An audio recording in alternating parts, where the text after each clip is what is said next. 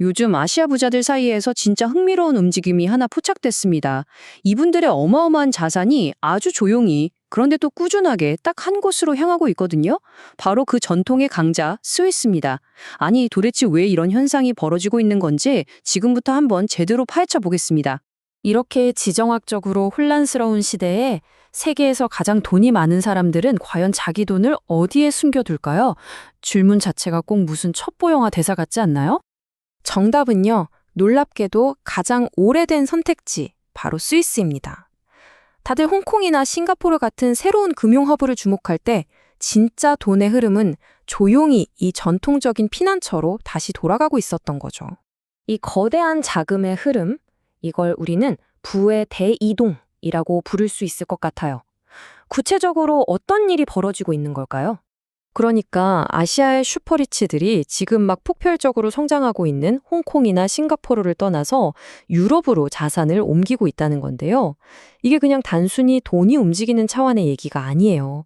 최우선 순위가 성장에서 안전으로 바뀌고 있다는 아주 중요한 신호인 거죠. 아니, 그렇다면 왜 갑자기 이런 변화가 시작된 걸까요? 그 답은 아시아의 눈부신 성장에, 그리고 바로 그 뒷면에 숨어 있던 리스크에 있습니다. 예전에 부자들의 투자 전략은 되게 간단했어요. 성장률 높고 지리적으로 가까운 아시아 허브에 집중하는 거였죠. 근데 이제는 우선순위가 완전히 뒤바뀐 겁니다. 성장이 아니라 안전, 그리고 집중이 아니라 분산을 택하기 시작한 거예요. 이 타임라인을 보시면 그 계기가 아주 명확해져요. 2019년에 홍콩 국가보안법이 시행되면서 슬슬 불안감이 싹 텄고요. 그러다 2022년에 러시아 우크라이나 전쟁으로 자산이 정말 하루아침에 꽁꽁 묶일 수 있다는 그런 현실적인 공포를 목격하게 된 거죠. 이 두 사건이 안전자산으로의 이동을 가속화시킨 결정적인 방아쇠가 됐다고 볼 수 있습니다. 자, 그럼 많고 많은 나라 중에 왜 하필 다시 스위스일까요? 스위스가 왜 여전히 금융계의 끝판왕으로 불리는지 그 이유를 한번 알아보겠습니다. 이 숫자 한번 보시죠. 2조 7,400억 달러. 우리나라 돈으로 계산하면 거의 3,800조 원에 가깝습니다. 이게 스미스가 혼자서 관리하고 있는 역외 자산의 추정치예요. 정말 상상을 초월하는 규모죠. 이 그래프를 보면 상황이 더 명확하게 보입니다. 홍콩이랑 싱가포르가 진짜 무서운 기세로 턱 밑까지 바짝 추격하고 있긴 하지만 여전히 세계 1위 자산 피난처는 굳건하게 스위스입니다. 그냥 1등이라는 걸 넘어서 그 격차나 상징성은 여전하다는 거죠. 스위스가 금융의 요새라고 불리는 이유는 크게 이 네 가지로 요약할 수 있어요. 첫째, 그 어떤 국제 분쟁에도 휘말리지 않는 정치적인 중립성. 둘째, 예측 가능하고 믿을 수 있는 법률 시스템.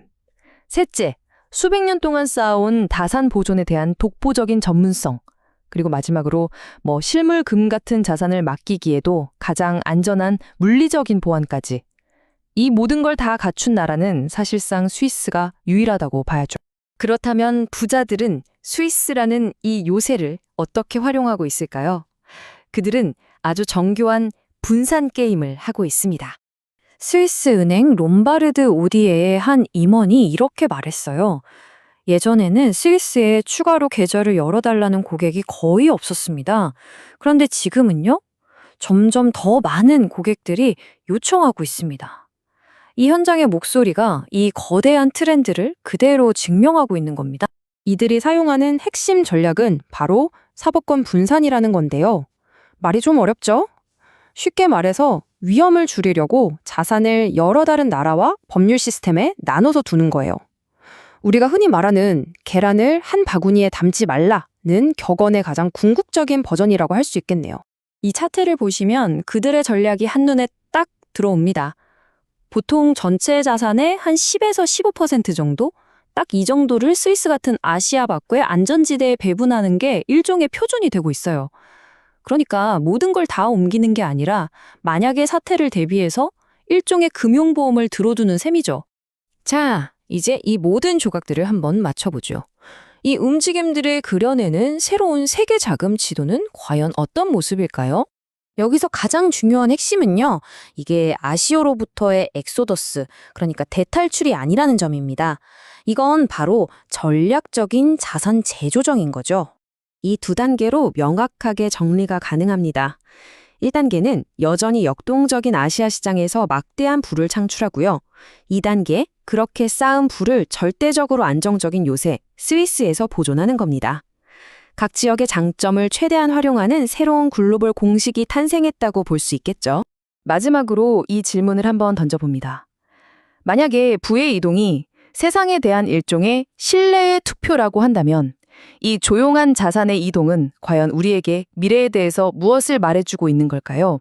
한 번쯤 생각해 볼 만한 질문인 것 같습니다.